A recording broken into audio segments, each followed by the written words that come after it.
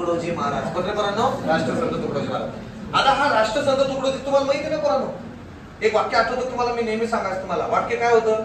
सरळ सरळ हे काव्य असं टाकतील मग म्हणतील, पत्थर सारे बॉम्ब बनेंगे, भक्त बनेंगी सेना, अब सुनने के दिन बीत गए, अब लढने के दिन आ गए. म्हणजे हे काव्य गाणं कोणाचं होतं? आणि खंजीराच्या तालावर, म्हणजेच याचा अर्थ खंजीरे वाजवून परत हे गाणे गायला गेली.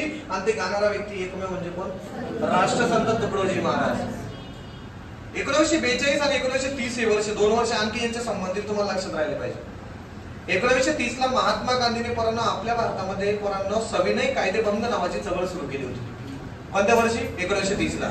आणि सविनय कायदेभंग जेव्हा सुरू केली तेव्हा त्यांना जेलमध्ये पोरांनो अटक केली गेली. मग क्रांतिकारक आपला नेता अटक केला म्हणून थंडेगार झाले. मग क्रांतिकारकांना पेटवण्याचं कार्य एका ज्या व्यक्तीने केलं होतं पोरांनो, ते व्यक्ती म्हणजे राष्ट्रसंत तुकडोजी महाराज. आणि म्हणून तुम्हाला प्रश्न 2 अपेक्षित तिथे. एक, खंजीरे कोण वाजवत होते? कोण संत होते ते खंजीराच्या तालावर गाणे म्हणत होते, भक्त गीते म्हणत होते? ते म्हणजे कोण रे? राष्ट्रसंत तुकडोजी महाराज. आता खंजीरे काय असतात तुम्हाला माहिती चांगलं. ऍट अ टाइम 9 वाद्य वाजवणारा व्यक्ती म्हणजे खंजीरे पोरांनो. पोरांनो डफली सारखे पोरांनो छोटे छोटे वाद्य असतात.